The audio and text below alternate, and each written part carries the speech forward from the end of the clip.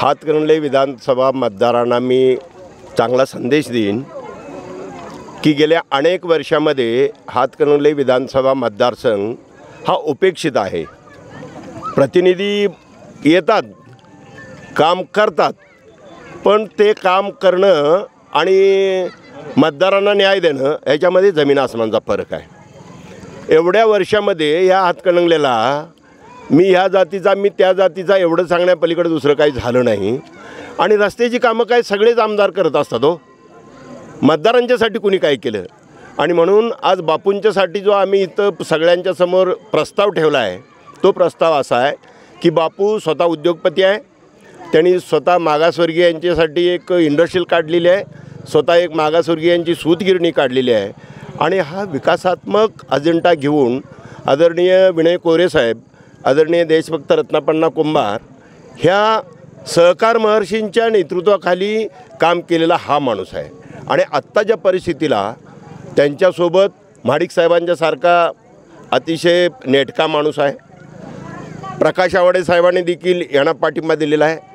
आणि मागच्या निवडणुकीच्या वेळी स्वतः लक्ष घालून मीच बापूंना सांगितलं, बापू इकडं हातकणंगले मतदारसंघात तुमची गरज आहे। त्याचं कारण आम्ही ह्याच्या अगोदर माझे सहकारी नागेशदादा नरंदेकर आणि तालुक्यातली सगळे शिवसैनिक आम्ही सगळेजण एकत्र येऊन शिवसेना प्रमुखांना श्रद्धांजली म्हणून 2 वेळा आम्ही तिथं काम करत नसताना देखील सुजित मिंचेकरांना मदत करून आम्ही ते काम करून दिलं।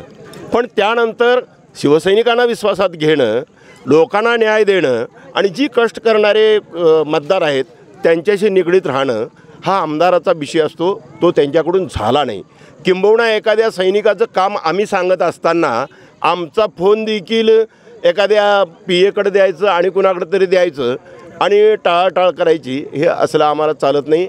शिवसेना प्रमुख बाळासाहेब ठाकरेंनी असलं काही आम्हाला कधी शिकवलेलं नाही। आज मी देखील काम करतो ते महाराष्ट्र नवनिर्माण सेनेचं काम करतो, राज ठाकरे साहेबांच्या नेतृत्वाखाली काम करतो। आज इथं आमचा उमेदवार नाही, परंतु गेल्या वेळेला पुढाकार घेऊन आम्ही उभा केलेला हा उमेदवार आहे। या वेळेला त्या माणसाला यशस्वी करणं ही आमचीच जबाबदारी आहे। आणि म्हणून कोण कोण सोबत आहेत ह्याचा विचार करण्यापेक्षा आपण या कामाची तड लावणं आणि हे काम यशस्वी करणं ही आमची जबाबदारी आहे। या सगळ्या लोकांना मी संदेश असा देईन की गेल्या 2.5 वर्षामध्ये एकनाथ शिंदे साहेब जे काम करतात, या माणसाला पाहताना मी महाराष्ट्राचा मुख्यमंत्री आहे म्हणून मी पाहत नाही, तर एक कार्यकर्ता आहे, नेटका माणूस, महाराष्ट्राचं नेतृत्व सुंदर करतो, या दृष्टिकोनातून मी या माणसाकडे पाहतो।